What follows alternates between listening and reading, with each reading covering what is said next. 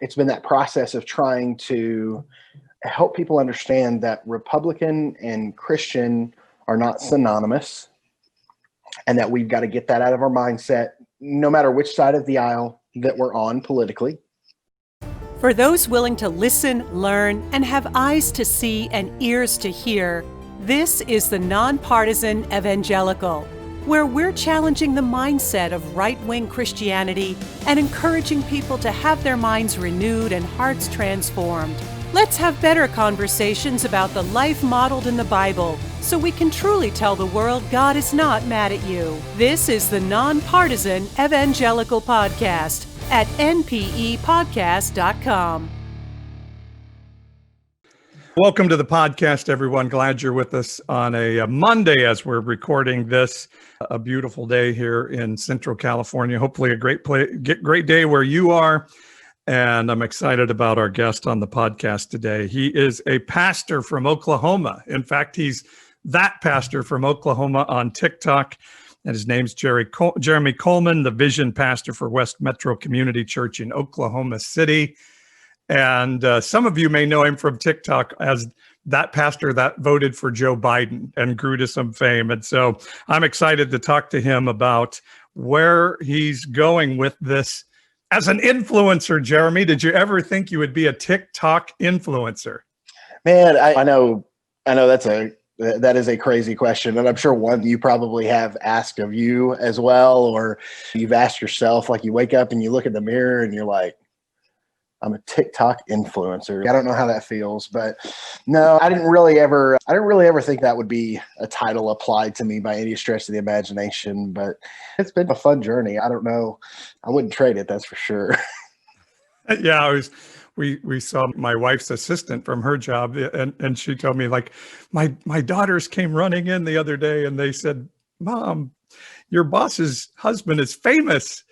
So it's a new thing there, but let me show people, give them a little feel of what you do on TikTok so that they can know who Jeremy, that pastor from Oklahoma, is. Hi, I'm that pastor from Oklahoma. Today, several of my amazing followers tagged me in this video, and I just wanted to add some thoughts. Hi, so I don't know if anyone cares, but I just saw a video that pushed me past my breaking point. So I'm done calling myself a Christian. First off, yes, I care, and I know how hard it is when there's so many out there giving the name Christian a bad reputation. But stand strong, because when we identify as Christians, we are saying we are people that are loved by Jesus, who love like Jesus. I remember when I was confirmed, I was told that the church would be like my family. It is so hard when we get stabbed in the back by people who say that they love us. But don't forget, sis, Jesus' love is perfect and people are not. I will continue to preach about my faith and Jesus and God, but I am done calling myself a Christian. Yes, keep sharing your faith, but keep fighting for the name Christian, because you are a beloved child of God and you deserve to carry the name of Jesus. So that's Jeremy Coleman, that pastor on TikTok. So tell me about that post. Yeah. So actually, I'm trying to decipher what the next steps are. And as you try, because your content is amazing as well, and something that you try to do is think about, okay, what needs to be said right now? What are the words that need to be spoken into the culture? And so I went from like that silly, hi, I'm that pastor from Oklahoma, the one who voted for Joe Biden, like that whole shtick or whatever, which was relevant at the time because it was good for people to look and go, white dude, Oklahoma, pastor, big truck, Joe Biden. And you're a unicorn. You're a rare sighting. That's right. Yeah. And that was the whole punchline that kind of started the thing. Was I've been on TikTok for all of 38 seconds and decided that I would put out this thing about looks like a duck, quacks like a duck, and then all of a sudden it's a sheep, and it didn't make a whole lot of sense to a lot of people. And so it was fun. But then as that morphed, I started getting really passionate about stuff that I wanted to hammer: social justice, criminal justice reform, immigration reform, things that are near and dear to my heart, that I believe are near and dear to the Lord's heart as well at this time in our country. And then things that I just saw that the church was broken on, or at least when I say the church in America, the greater church. And there's a lot of just common issues that we're seeing in the American church right now. And so I went through a phase where I got a little bit, I don't know, at times I was angry. And I was letting some of that spew. I've been in ministry for 14 years. And so I think once the lid came off the volcano, people were catching 14 years of vomit. It was pain. It was hurt. It was watching my wife hurt by churches. It was watching my friends hurt by churches. It was times when I was hurt by churches. But what's interesting about that video is it's the one where I was like, you know what? I think what needs to happen is that we need to remember that we are, and that was the big line I wanted people, if you walked away from anything from that video, it was, we are people who love Jesus and who love like Jesus. And that's the key. And that doesn't mean that I'm not going to go on a rant again. That doesn't mean that I'm not going to call out things, because I'm going to continue to call out things. But I think there needs to be, there's just something said about how we go about that process. And that's something you do really is, I think you speak to those things, but you speak in a way that's obviously a little bit more toned down from me, maybe. I try at times. I think, and let's dig into the anger. Let me take you back to the angry place a little bit, and the spewing place. Like what I'm trying to say is, guys, this, and you being a pastor from Oklahoma, I grew up in the Midwest and Southern Missouri. And so I have those sort of Oklahoma roots, and my wife's family's from Tulsa, Sweden. And so Christian and Republican were the same thing for us. We thought we knew nobody that didn't believe that way. And is that some of what you've been trying to speak into, maybe even on the angry side at times? 100%. And it's been that process of trying to help people understand that Republican and Christian are not synonymous, and that we've got to get that out of our mindset, no matter which side of the aisle that we're on politically. And actually, and I see people, and obviously my intention is never to hurt anybody's feelings or whatever, but I see a lot of people, even people who are my supporters, say, oh, Jesus was a liberal. See, we have defined those things in America. We have defined what conservative means, what liberal means. Now, do I think that the left is doing a better job right now? Yeah, I do. About looking and being the hands and feet of Jesus and loving people for who they are. Yeah, I do. But I think that Jesus is Jesus, and I think that stands alone. I think he's the definition to which everything else fits. And so that's the reason my response to that video, which I had, and I don't know, you probably got tagged in that video yesterday as well. I just turned around at one point and I was like, I have 12 mentions just out of nowhere, which, you know, this, like on your notifications, like the most things you get are likes, then you get comments. The mentions don't happen quite as much. And then all of a sudden I was like, man, I'm just getting this pile of mentions. What is going on? And I checked out that video, and it was obviously going viral. And people were calling on guys like you and I who have become like the clergy of TikTok. Yeah. Yeah. We're pastoring TikTok. I love it. And so what was, when I assumed you watched the original video. Yeah. What was your response? What was your first takeaway when you saw that? This is a really common thing I'm hearing now. People think I just hate Trump or hate evangelical leaders or something like that. And none of that is true. And in fact, I've been calling out this Republican right-wing conservative Christianity when Bush was the second Bush was president. So this was well before Trump. And the reason I call it out is because it's subverting the gospel. It's subverting the message of the church. And I believe that was what made Jesus so angry about the church when he was here the first time. He didn't have a lot of good things to say about the religious system of the day.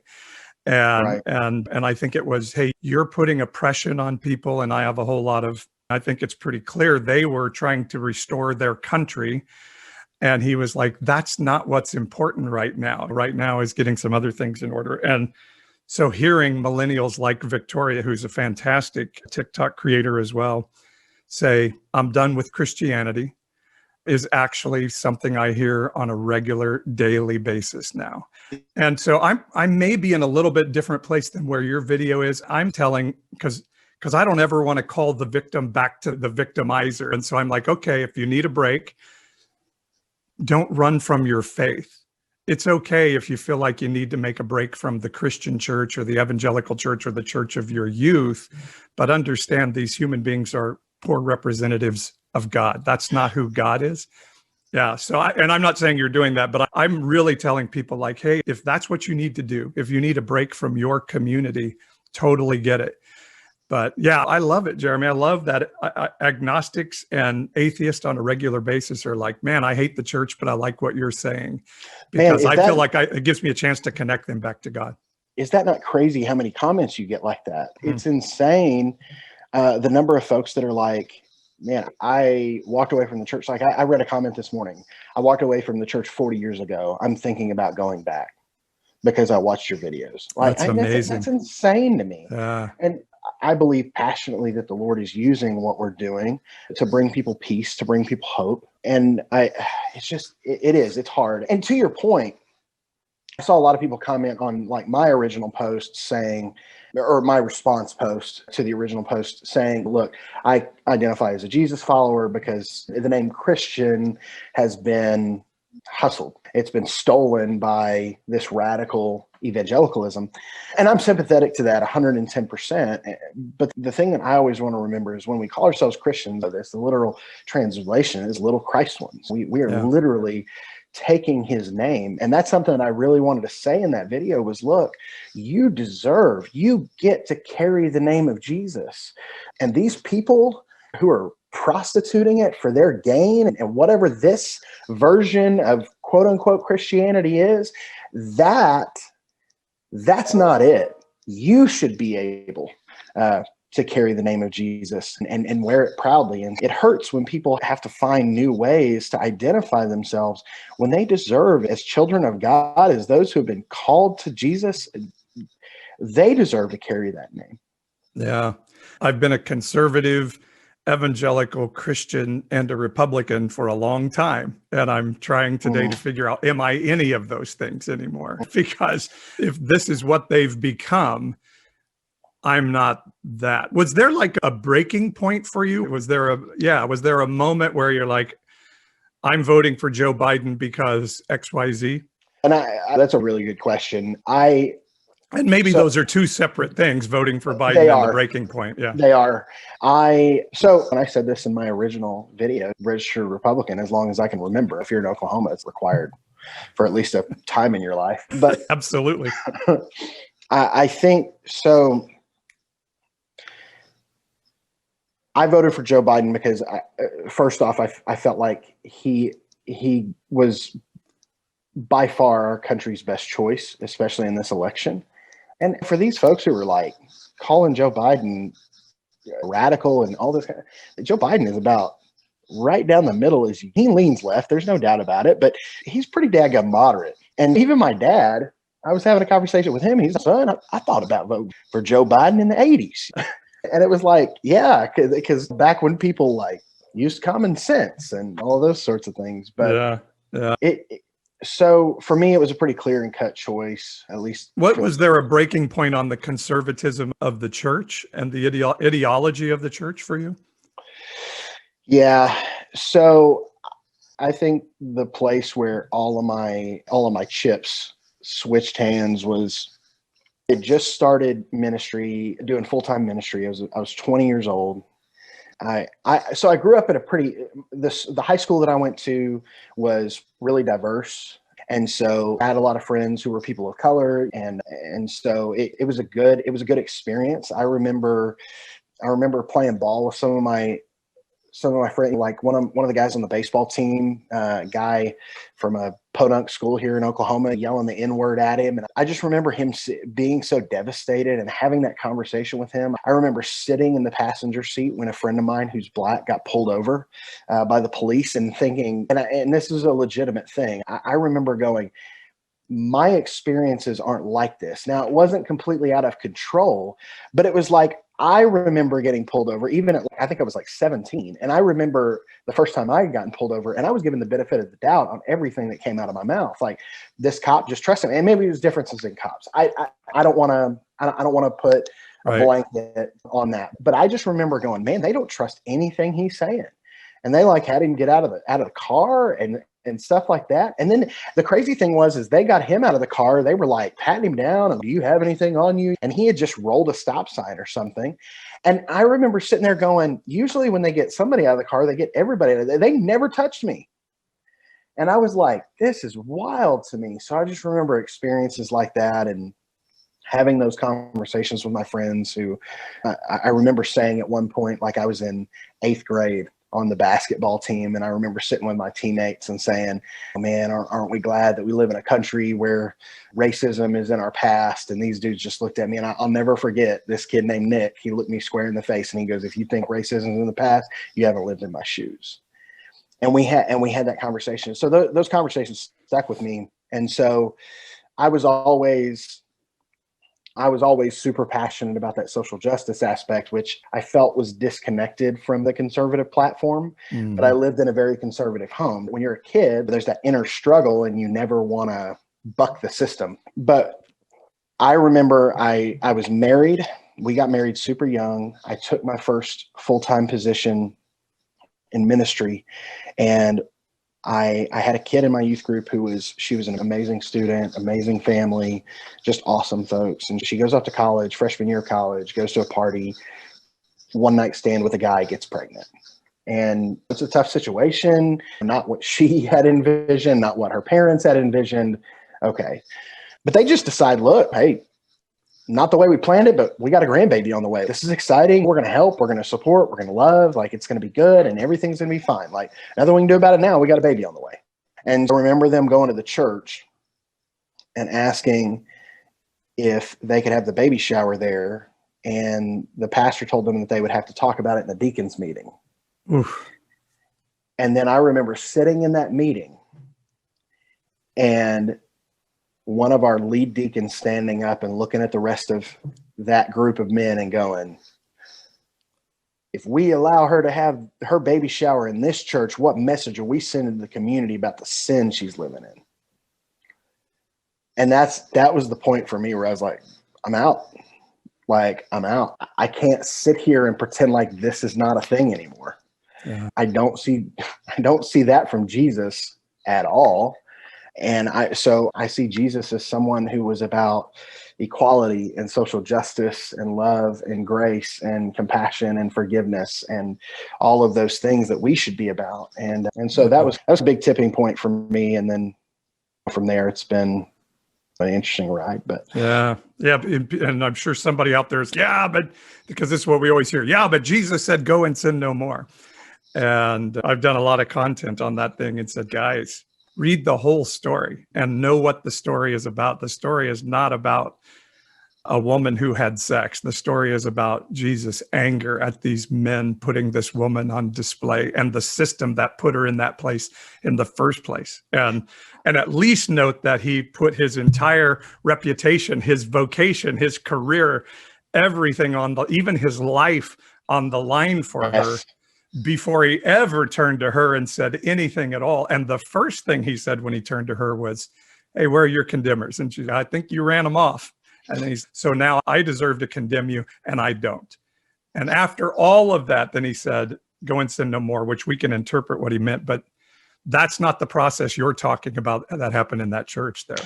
No, not at all. And that's, first off, when you think about the story of this woman who's caught in adultery, there's always like really good questions that boil out of that story for me. The first thing is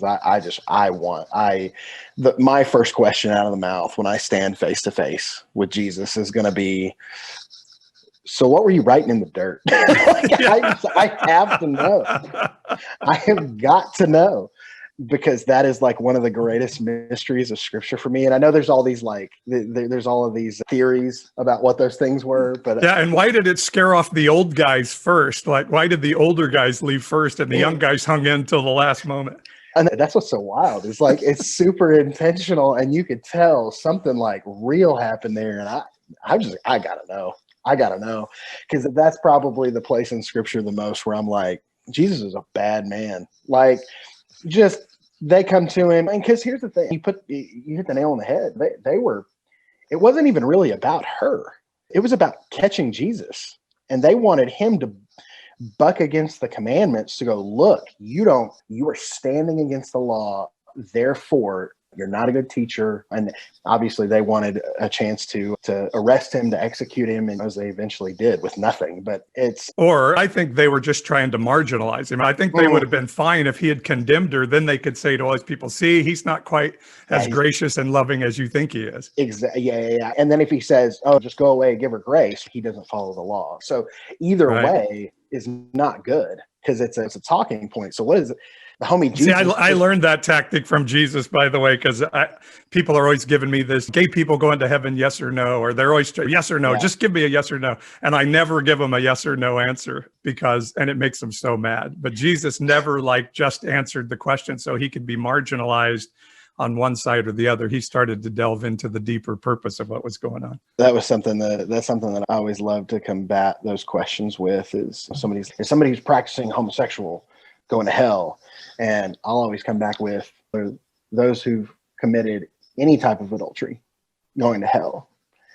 And you always see the wheels start to turn, because it's, man, I don't want to say that, because maybe I was out at a restaurant one night and gave a girl a glance real quick, and I know that wasn't right. And scripture says, as a man thinks in his heart. And so they know all of those things. Yeah, I always love to ask, is there anybody in your church that has had a no-fault divorce and remarried? That is a Sunday school teacher or a board member or a pastor? Because Jesus himself said that person is living in adultery for the rest of their lives. Yeah. And we tend to look at hetero sin a little bit differently, don't we? And I think one thing that we do a really poor job at is that we stand in the middle of downtown Manhattan and we look up and we try to, number one, we're trying to define what sin is all the time out of our convenience. Yeah. But then we're standing in the middle of downtown Manhattan and we're looking up at buildings and we're saying, oh, this sin's really bad and this sin's not as bad, and whatever. And I feel like God sees sin at 30,000 feet. It just, if it's wrong, if it's right, and period.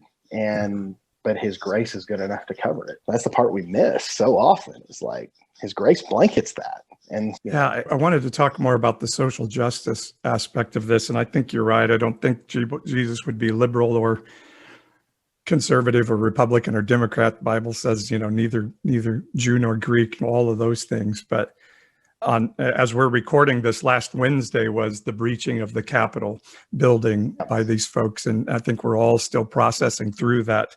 So I'd love to hear your take on that. But I just happened to have been scheduled to do a live event with a predominantly African-American church in Wichita, Kansas that night. Awesome.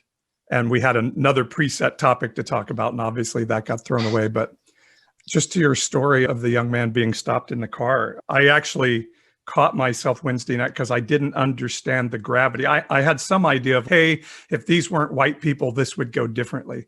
But when I got on that it wasn't a Zoom call, whatever, that platform with these Black folks, I could feel their abject sense of being treated as less than by their country once again, that they were again grieving that a Black life doesn't matter as much as a white life in America.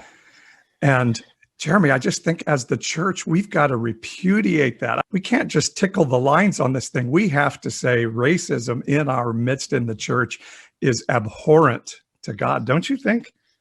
I could not agree with you more on that. And I think here a couple of videos ago, I said something about if something is against the character of Jesus and the teachings of Jesus, then we have to renounce it quickly and loudly.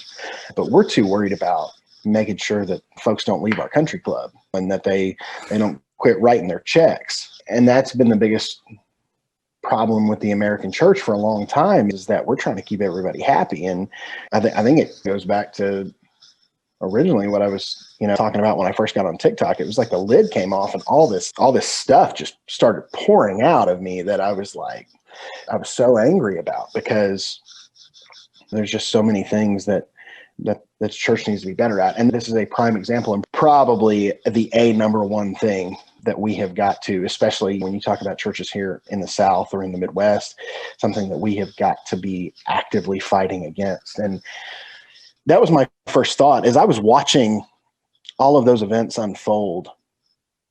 I remember feeling as angry as I did on 9/11 when I was watching that live. And I remember telling my 6-year-old, I was like,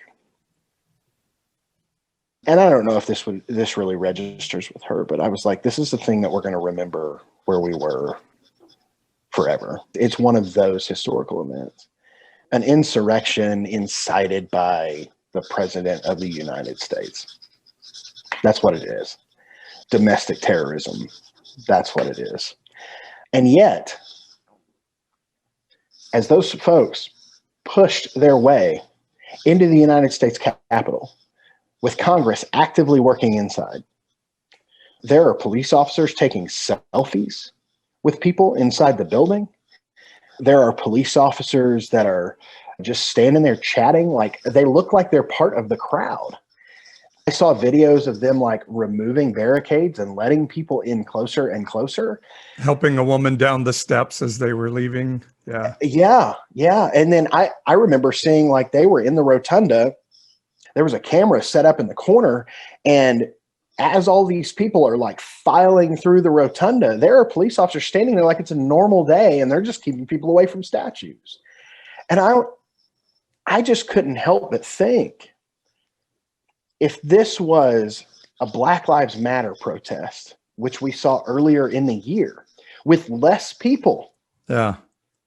And nowhere near the Capitol.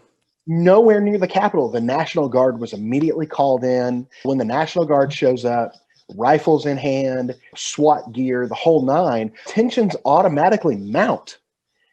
And here we are, a day when, and it's come out that in national security briefings, they had been talking about this deal on the 6th because the president had been pushing it. There was so much tension mounting and building. And so all of this momentum to this day was building. And then you've got Josh Hawley, who I really have to pray every time before I say his name. You've got this guy who is, and guys like Ted Cruz who are stirring the pot and just allowing it to get more and more out of control. And didn't you think after all that there's no way Josh Hawley goes through with it going forward, that that they came back and did that again is just mind-boggling to me. How he's the same guy who walks by and throws a fist to the crowd. Yeah, it's solidarity. I don't ever have to wonder again about what Josh Hawley's principles are. Yeah. I don't remember the president when he had his folks move people out of the way so he could hold a Bible upside down in front of a church, saying to those people, I love you. You're very special. You're very special, but go home. Yeah. Guys, stop it. You guys stop it. It makes me very angry. It makes me very angry. And it makes me very angry at our people, Jeremy. Very angry that we're a part of that. Yeah, and that's why we have to keep speaking so loudly against it, because it is not okay by any stretch of the imagination. When you talk about from the perspective of being white, we cannot allow the folks who look like us to continue to act this way. That is not okay. Period. It must cease today. Yesterday was too long. The day before that was too long. The 100 years before that was too long. And then when you think about being people who are Christians and pastors, watching people waving Jesus saves flags as they're using those to bash out the windows of the Capitol, it's devastating. And there are so many things that I'm still just boiling mad on when it comes to that whole thing. It's just hard to talk about because it hurts and because it's embarrassing, and because that's not who we should be. As people who love one another, that's not who we should be. As Christians, that's not who we should be. As followers of Jesus, that is definitely not who we should be. And the fact that the name of Jesus was used to justify this, the fact that the concept of conservative evangelicalism was used to defend this is devastating and painful. And it's a wonder. I told my wife, and this may sound really crass or just blunt, but I told my wife, I said, if this was people of color who had done the exact same thing, we would be talking about a massacre. Yeah. Or Muslims. Or just any people of color, and people of other religions. Yeah, that's a great point. Yeah. We would have, number one, there would have never been seven guards and a guy eating a donut like that. It would have been full on National Guard would have been there when people showed up. They would have never allowed it to be a light patrol day or whatever in the first place. But then if the barricades were even pushed, you would have seen devastation. Yeah. You would have seen, it just doesn't match. It just doesn't match. And we have got to stop being okay with it. And we can never be desensitized to it. See, that's the problem, is we have become desensitized to it. And all of a sudden this is just, it is what it is. We have got to stop being okay with it. Stop it. Yeah. And I guess it is important that we acknowledge there were officers doing their job. Absolutely. The video of the one police officer that drew the crowd away from the Senate chambers, that guy is a stud. He is my hero today. And we see the pictures of the officers in the Senate chamber who are pointing their guns through that door. That's not a job I ever want to have, where I have to pull a gun from my holster and make a choice of somebody's life on a given day for my job. So we do acknowledge that. And one officer lost his life. Yeah. Well, and we definitely do acknowledge that. And we're grateful for that service. And the police officers you're talking about that was like standing between an angry mob and the Senate chamber was also a guy that served this country in the military as well. And what an incredible young man who loves our country. That man loves this country. You want to talk about loving this country and loving the Constitution or whatever patriotic things you want to talk about? That's it. Right there. That guy's American as apple pie and baseball, man. Yeah. And he deserves all the accolades. I believe those people have every right. The people that were there that day had every right to be on the street, making their voice heard and all of that. And even to march down to the Capitol, they had every right to do that. But the second you start going through barricades and somebody has to be rational enough to say, hey, we are now breaking out windows in the nation's capital. This is not okay. This is not who we are. But you're talking about irrational people that have been buying and trading with the lies of the president of the United States. Yeah. Let that sink in. When have you sat and watched a president consistently spew fallacy after fallacy and work up a base to the point where they go attack the Capitol? And those people are done with logical reasoning. Yeah. Trump appointed judges shot down every single case, 60 some odd, 72 maybe cases that hit courts across this country, all the way up to the Supreme Court, of which President Trump appointed 3 justices. Yeah. And there was no legitimacy to any of it.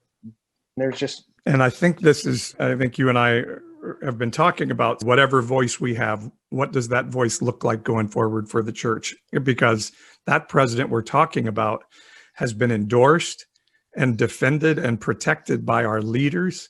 And I even heard from somebody yesterday that their pastor of their church from the pulpit yesterday said this was Antifa and Black Lives Matter doing this yesterday. So we have put ourselves in a position, and by we, I say the evangelical church, because those are my people and that's who I get to speak into. And I pastored a senior pastor in one of their churches for 10 years and know that mentality. And we have set up people to be deceived in this way in many ways, with a whole lot of different ways that we could go into how we get people groomed to believe these things, QAnon and the like, that we should be absolutely repudiating loudly today. But with your voice, and you have 68 some thousand followers on TikTok, you have people that trust you. How do you think you use your voice going forward to see? I trust that you still love the church and want it to be the best it can be. So what do you think that message looks like going forward? I still love the church because that's the big C church. We're saying that the brotherhood of churches across America. Yeah. And even we specifically talk about the church in America, when we talk about the church, that really is the church across the world, know, but Trust me, my British friends of the church are sending me text on a regular basis saying, "What in the heck is going on with you guys?" As they should be. Yeah, it's That's an easy question for you to answer, huh? Yeah. Well, I do love the church. And the reason that I continue to love the church is because for all of her marks and imperfections, she is still the bride of Christ. And what she can be, and it's why I love our country too, because what she can be something so beautiful and incredible and world changing, and something that's impacting lives for the better every day. And so I passionately believe that. Yeah. So as I continue to speak, I think we hit, 76,000 a day or something crazy like that, which is nuts on TikTok. Awesome. It's insane. But 76.5, I'm looking right now. Are you looking? Nice. Okay. Nice. Cool. But as I continue to speak into, the lives of those people and the people around me and in my circles, the thing that I'm going to continue to talk about is how our actions and our heart need to look like Jesus. And that means that sometimes we're going to meet people with love and grace. Sometimes that feels extremely undeserved, but we should be people of love. We should be people of grace. We should be people who fight for the betterment of our fellow man and to continue to raise one another up. And I think that as we continue to have those conversations, sometimes that means that things are going to have to be called out within the church, things that have stood for too long that we've allowed to fester and grow into monsters within the church. And so we're going to have hard conversations. Yeah. We're going to have to love better, and we're going to have to speak better. And so I think as I look forward and talk about the days ahead, I think there needs to be a lot of balm given to those who have been hurt and broken by the church. But I think we still need to continue to call out these things and burn down these things that have gotten us to this place, and to never let them be a part of who we are as followers of Jesus again. Yeah, I think something that's important in that, Jeremy, too, is I don't know a Christian that wants to be hateful and condemning. And I tell people on a regular basis, like, your language is hateful and condemning. And they're like, I don't hate or condemn anybody. And I'm like, but to the people that are hearing you speak or share what you're sharing on social media or commenting on my page, they hear hate and condemnation. And so it doesn't matter what your intention is. They're receiving it that way. And yeah, I just think there's going to have to be some really hard conversations about, we may have to accept some people that don't look like what we think they should look like. And we may have to love some people that don't look very lovely in our grid of what Christian ought to be. And I really think that's what God is challenging the heart of the church with in a lot of ways. And in some ways, what we're seeing is the response of the church, and that's leaders and the people in it. We're saying, hell no, Jesus. Just like Peter, when Jesus said, Peter, eat those animals and go hang out with that Roman, his answer was, hell no, Lord, I'm not going to do that, because my my interpretation of the Bible tells me not to. And Jesus ultimately said, do you get to decide that, or do I get to decide that? And that's what I think Jesus is saying to us today in some ways. And it's a very hard question, because I know all the theology of everybody else, but I still think God is saying, don't call that person unclean. I want you to go sit with them. I want you to lose your reputation for them. I want you to lose your job for them. Then you can start to ask questions about how they live their life. But first, you connect with them, and you connect them with the Father, and let's see where it goes from there. Yeah, I think that's a really good point. And I think it was like, I've gotten some pretty wild messages and comments, and I think at times it's stressful as you grow a following on social media. And I had somebody calling places that I've worked in the last several years looking for me, saying they were coming to Oklahoma and they were going to find me and this kind of stuff. And I remember having friends saying, man, is it worth it? This seems like a lot of stress. You've always got to think about the new thing to say and the best way to speak into people's lives. And then to couple that, it's all this, this hate and this drama and all this. And, is it worth it? And man, my response to that is, I'm really glad that when the first wind of difficulty blew, that Jesus didn't just fold like a cheap tent, but that he lived out his ministry, and then he continued to face the ridicule and the persecution and all of the things that Jesus faced. They haven't come and carried me away and tried to execute me yet. How are you doing that processing, and what advice would you have for people who are distressed by what we're seeing today? People who are like, what do you mean? Clarify a little bit. Sorry. Yeah. As you're dealing with these different opinions coming at you, that I hear that from a lot of people. There's strife in their family over politics. And then, of course, seeing what we saw on Wednesday, I think a lot of people are looking for answers and trying to figure out, how do I process all of this going on? And so even as you're then taking comments from 76,000 followers, how are you processing all of that? And how are you keeping yourself from not losing hope and being too distressed in all the middle of that? Yeah, makes sense. I try to stay as grounded as possible, having honest conversations with people in my inner circle, my wife, 2 or 3 folks that I'm on staff with at church that are really great about pouring into my life. They're good about watching my content. A video might, get 40, 50, 60,000 views, maybe 100,000 views or whatever. And I may think it's the greatest video in the world. And they're like calling me going, hey, have you thought about this? Have you thought about that? Tweak, critique, and that kind of thing, which is always good, not just from a content standpoint, but then also they're doing a really good job of going, hey, just keep speaking the truth. You're saying the right things here. Your voice matters. When my wife looks at me and goes, people need to hear what you're saying, that fills my cup. That your voice is important. You have to keep talking.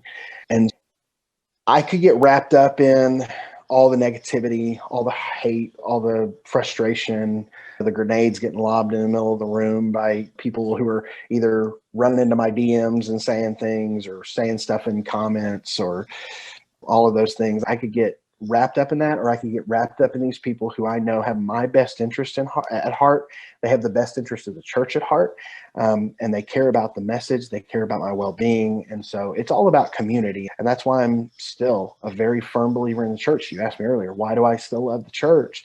It's the bride of Christ, and we were created to be in community together. And so it's that community aspect of people who are just continuing to love and encourage and lift me up and speak truth into my life. So good. So good. I love that answer. That's brilliant. And so how do people find you on TikTok? And are you doing any other social media platforms that you would like to invite people to? Just TikTok, Jeremy C Radio. That's the best place to find me. And you can go follow me on there. And like I said, my direct messages are open to anybody. We don't have to follow each other back. So you can always personally communicate with me. I try to get to as many of those as possible. And that's the best way to contact me. And yeah, that's good for you. Awesome. Follow and hang out. At Jeremy C Radio. And we will be letting people know shortly that you and I and another TikToker, April A. Joy, who I've had on the podcast before, we're going to do a little something together. Okay. So I was curious about how much of that we were divulging. That's why I was hesitant, because I didn't know. So yes, April, Paul, and I are going to be doing a live stream. Can we just tell them about it a little bit? Sure. If you feel confident to do it, I'm okay with it. Yeah. Sure. So we're going to be doing a live stream. Wednesday nights? It's 9 on the East Coast, 6 on the West. Is that right? Yep. And then 8 o'clock here in the Central, because none of us could live in proximity to each other, of course. But so that'll be on Wednesday nights. We're going to live stream that on YouTube, and then we'll have a TikTok account that'll be at Evangelical-ish. I love it. That already exists at Evangelical-ish. And then there's a link to the YouTube page as well. And then we'll podcast that for you.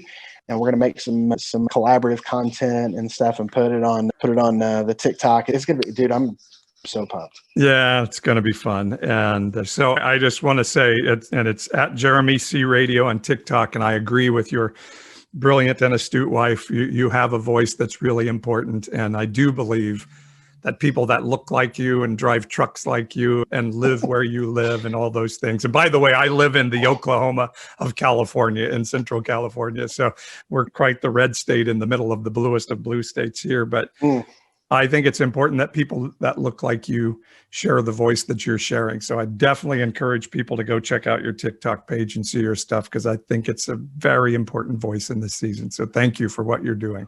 Well, and I'm grateful for you as well. And it's good to have community of folks like you and April. And the reason that we are coming together to speak is because the things that we believe that need to be said for our culture and for our communities are true in Tennessee, they're true in Oklahoma, they're true in California. And I'm grateful for your content as well, for your brotherhood. And I'm looking forward to just where the next several months takes us. And as we move into hopefully a new and exciting season, not only in our country, but just for Christianity as well, that God would be glorified in a beautiful way. That's awesome. Awesome. All right, Jeremy, thanks so much for being with me on the podcast. And yeah, everybody who's listening, we just bless you. It's okay to think. It's okay to know people differently that think differently than you.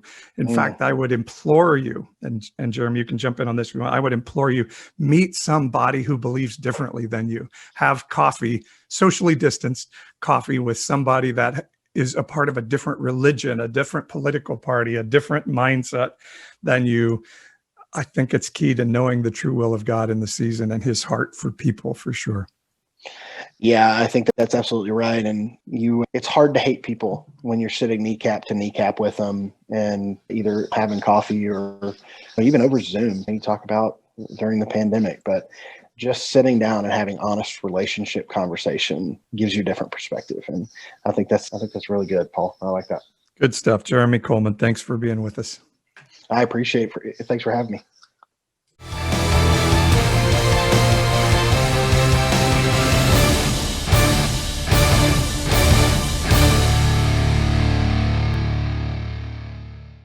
Hey, thanks for watching my video. Don't forget to subscribe or watch one of these videos.